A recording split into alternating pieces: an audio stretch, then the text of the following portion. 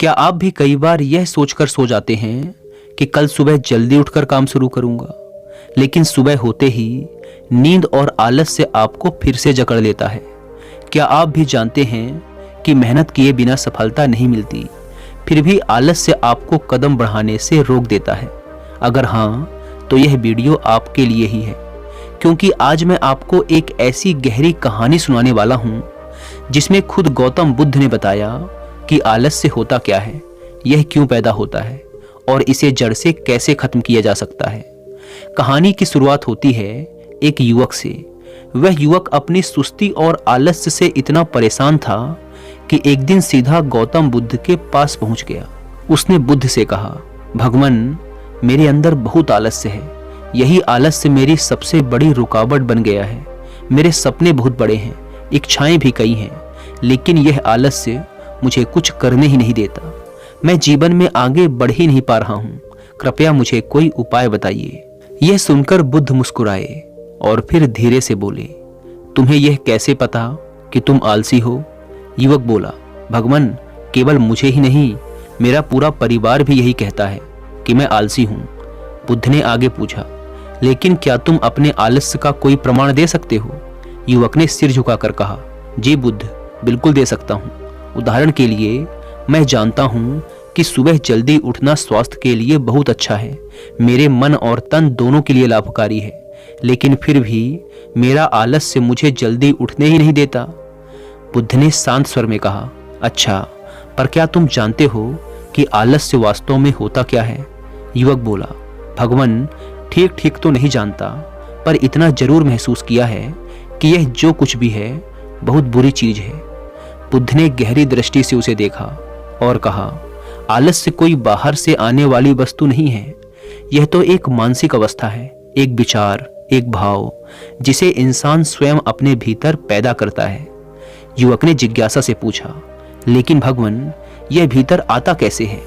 बुद्ध बोले, आलस्य दो स्तरों से जन्म लेता है, एक शारीरिक स्तर से और दूसरा मानसिक स्तर से। पहला, शारीरिक आलस्य। बुद्ध ने समझाया, शारीरिक आलस्य का पहला कारण है भोजन। जब हम ऐसा भोजन करते हैं जिसमें ताजगी नहीं है, जीवन नहीं है, तो वही भोजन शरीर के लिए बोझ बन जाता है। ऐसा भोजन ऊर्जा देने के बजाय शरीर को भारी करता है और सुस्ती लाता है। लेकिन जब भोजन हल्का हो, प्राकृतिक हो, सीधे प्रकृति से प्राप्त हो, तब वही भोजन शरीर को ऊर्जा से भर देता है। इसीलिए यदि आलस्य को हराना है तो आहार को शुद्ध और हल्का बनाओ। शारीरिक आलस्य का दूसरा कारण है गलत ढंग से बैठना, चलना और लेटना। मेरे भिक्षुओं को देखो, उनके हर कदम में संतुलन है, बैठने में स्थिरता है, लेटने में पूर्ण शांति है। जब ये बैठते हैं तो इनके रीढ़ की हड्डी सीधी होती है और जब लेटते हैं तो शरीर पूरी तरह से शिथिल और शांत होता है। इसी कारण उन्हें गहरी नींद और स्थिर मन मिलता है। लेकिन जब इंसान गलत मुद्रा में बैठता या लेटता है तो उसका शरीर थकान से भर जाता है और यही थकान धीरे धीरे आलस्य में बदल जाती है। युवक ने पूछा, भगवान, तो क्या नींद भी उतनी ही जरूरी है? बुद्ध ने उत्तर दिया, हाँ, लेकिन ना कम ना ज्यादा। यदि आज रात तुम पर्याप्त नींद नहीं लोगे तो कल का पूरा दिन थकान से भरा होगा। इसीलिए नींद संतुलित और नियमित होनी चाहिए। बुद्ध आगे बोले, शारीरिक आलस्य का तीसरा कारण है सुबह देर तक सोना। यदि रात को देर से सोओगे तो प्रातः जल्दी उठ नहीं पाओगे। देखो इन भिक्षुओं को, इनके जीवन में अनुशासन है, निर्धारित समय पर सोते हैं, निर्धारित समय पर जागते हैं। यही अनुशासन इन्हें संतुलन देता है। लोग सोचते हैं अनुशासन बांधता है, लेकिन सच्चाई यह है कि अनुशासन हमें बांधता नहीं बल्कि आजाद करता है, क्योंकि अनुशासन हमें सही दिशा में ले जाता है। युवक ने कहा, भगवान, तो मुझे शुरुआत कहाँ से करनी चाहिए? भोजन बदलने से, सही मुद्रा से या जल्दी उठने से? बुद्ध मुस्कुराए और बोले, शुरुआत अभी से करो। जो भी कार्य इस समय कर रहे हो उसे सजगता से करो, परंतु उससे पहले मन के स्तर पर आलस्य को समझो। बुद्ध ने कहा, मानसिक आलस्य का पहला कारण है गलत धारणाएं। जब तुम यह मान लेते हो कि तुम किसी काम को कर नहीं सकते, तब आलस्य तुम्हें रोकता है। तुम टाल मटोल करने लगते हो। पुरानी असफलताओं को हमेशा अपने भविष्य से जोड़ देना सबसे बड़ी भूल है। मैं अतीत में असफल हो गया था, इसीलिए भविष्य में भी असफल हो जाऊंगा, यह सोचना सबसे बड़ी गलती है। याद रखो, पिछली बार और इस बार में अंतर है। हर असफलता इंसान को सिखाती है और मजबूत बनाती है। इसीलिए स्वयं को कमजोर समझना बंद करो और स्वयं पर विश्वास करना सीखो। मानसिक आलस्य का दूसरा कारण है आलसी लोगों की संगति। कई बार इंसान स्वयं आलसी नहीं होता, परंतु उसकी संगत ऐसी होती है जो उसे आलसी बना देती है। यदि तुम सुस्त, कमजोर और छोटी सोच वाले लोगों के साथ रहोगे तो धीरे धीरे तुम भी वैसे ही बन जाओगे। इसीलिए अपनी संगति का चुनाव सावधानी से करो। तीसरा कारण है काम को टालना। आज का काम कल पर टालने की आदत धीरे धीरे पूरे जीवन को खोखला बना देती है। शुरुआत में यह मामूली लगती है, लेकिन धीरे धीरे यह आदत इतनी गहरी हो जाती है कि इंसान हर काम को टालना शुरू कर देता है और फिर यह टालने की आदत ही तनाव और दबाव में बदल जाती है।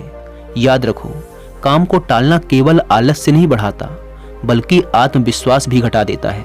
हर अधूरा काम मन पर बोझ की तरह बैठ जाता है और यही बोझ धीरे धीरे पूरे जीवन को भारी बना देता है। इसीलिए जो काम आज किया जा सकता है उसे कल पर कभी मत टालो। चौथा कारण है स्पष्ट लक्ष्य का ना होना। जिस इंसान की आंखों के सामने कोई ठोस लक्ष्य नहीं है, उसका मन बार बार भटकता है और यही भटकाव आलस्य में बदल जाता है। सोचो, अगर सुबह उठते ही तुम्हें यह पता ना हो कि तुम्हें क्या करना है, तो बिस्तर से उठने की प्रेरणा कहां से आएगी। लेकिन यदि तुम्हें साफ दिख रहा है कि सुबह उठकर व्यायाम ना करने से भविष्य में बीमारियां और पीड़ा तुम्हारा इंतजार कर रही है, तो उसी क्षण उठना आसान हो जाएगा। जैसे कोई विद्यार्थी है जिसके परीक्षा का दिन निश्चित है, उसे पता है कि अगर उसने मेहनत नहीं की तो असफलता तय है। यह स्पष्ट लक्ष्य और समय सीमा ही उसे रोज अध्ययन करने के लिए मजबूर कर देती है। याद रखो, जहां लक्ष्य धुंधला होता है वहां आलस्य गहरा होता है, लेकिन जहां लक्ष्य साफ है वहां ऊर्जा अपने आप जागृत हो जाती है। मानसिक आलस्य का पांचवा कारण है काम करने की गहरी वजह का अभाव। यदि किसी काम के पीछे तुम्हारे पास कोई मजबूत वजह नहीं है तो आलस्य तुरंत आ जाएगा, लेकिन अगर वजह बड़ी है तो आलस्य टिक नहीं पाएगा। मान लो तुम बहुत से कीमती गहने लेकर एक सुनसान रास्ते से गुजर रहे हो। तुम चलते चलते बहुत थक चुके हो और तुम्हारा बैठने का बहुत मन कर रहा है और तुम एक बड़े से पेड़ के नीचे आराम करने के लिए बैठ जाते हो। तुम अभी बैठे ही थे कि तुमने देखा कि दूर से कुछ डाकू तुम्हारी तरफ भागे आ रहे हैं। तो क्या ऐसी परिस्थिति में भी तुम्हारा आलस्य तुम्हें भागने से रोक सकेगा? नहीं ना। तो मेरी बात को समझो, तुम्हारा आलस्य केवल तुम्हें उन्हीं कामों को करने से रोक सकता है जिन्हें करने की तुम्हारे पास कोई बड़ी वजह नहीं है। यह सब सुनकर उस युवक की आंखें चमक उठी। उसने भावुक होकर कहा, भगवान, अब मुझे आलस्य का पूरा खेल समझ में आ गया। अब से मैं इसे अपने जीवन पर हावी नहीं होने दूंगा। बुद्ध ने अंत में कहा, हमेशा याद रखना, जहां स्पष्टता है, जहां काम करने की गहरी वजह है, वहां आलस्य हो ही नहीं सकता।